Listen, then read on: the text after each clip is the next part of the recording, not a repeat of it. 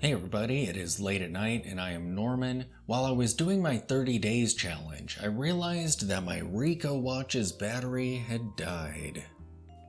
So tonight, we're gonna pop the back off this thing and see what battery's in there so I can get it ordered. And when that arrives, we'll be swapping it out and closing the case on this. And hopefully, I don't break this watch in the process.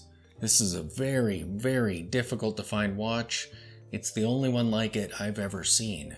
And I do have a search for Ricoh out there, but I haven't seen anything like this watch. So hopefully I don't destroy it. Let's flip the camera around and get this case back off.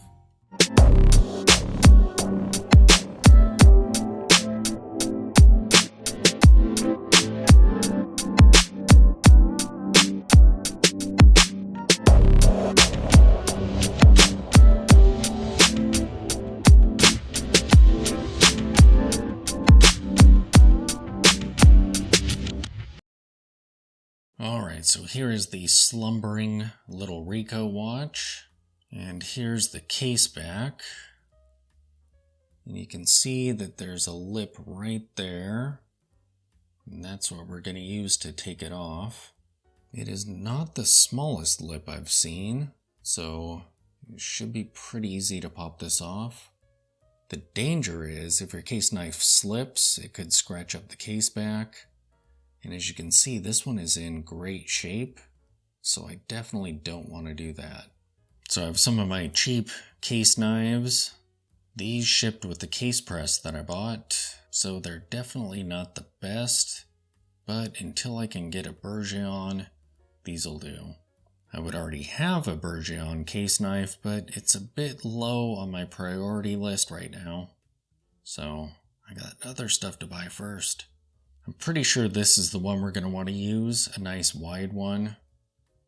This is the knife I've had the most luck with so far. These thinner ones I thought would work really well, but they've actually slipped off much easier than the wider one does, so I'm not going to be using these, I think.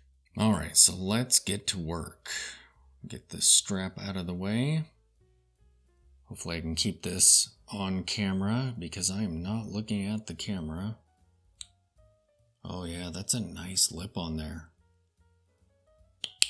Oh, and it came right off. Great. So hopefully when I have to put this back on, we may be able to do it manually without having to use a case press, which will be a lot safer. Alright, I have not seen the inside of this watch before. Interesting, that battery is gold toned. That is a very nice looking movement.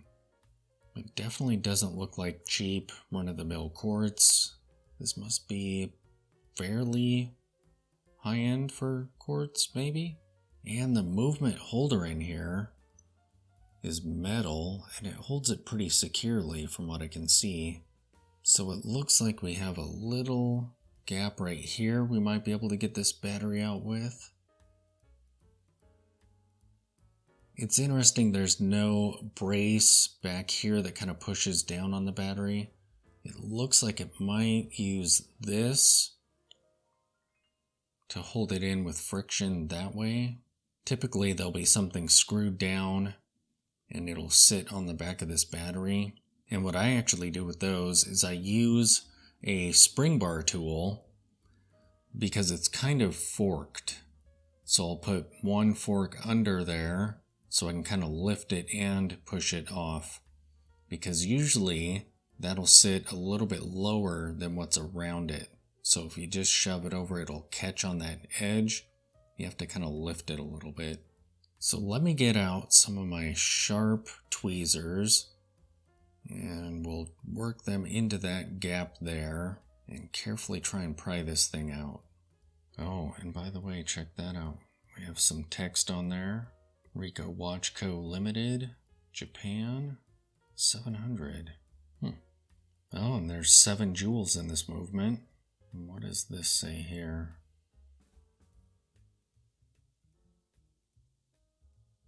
It's difficult to read. Maybe when I play this video back, I'll be able to read it. But let's get this battery out. Okay, so I'm hoping that I can just kind of put it in here and pry it a little bit. And I'm going to do it toward the battery, so if I slip, it just gets the battery. Oh, the movement's moving a little bit.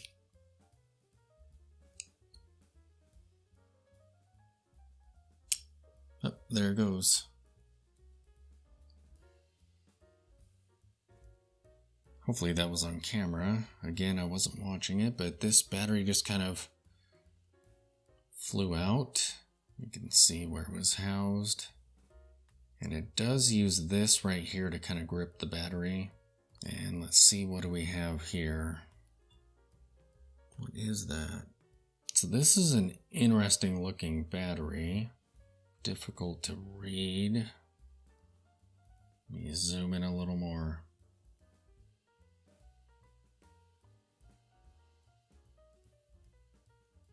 Oh, there we go. I missed that before. SR916SW. All right. So I will get one of these ordered up, and as soon as it arrives, we'll put it in this watch and see how difficult it is to get the case back on. So for now, I'm going to set this case back on here and put this watch someplace safe while we await the arrival of the battery. So there you have it, a peek inside the Ricoh watch. Once this battery arrives, I'll do a follow-up where we swap it and get this case closed, and we can watch this thing tick away if I haven't broken it.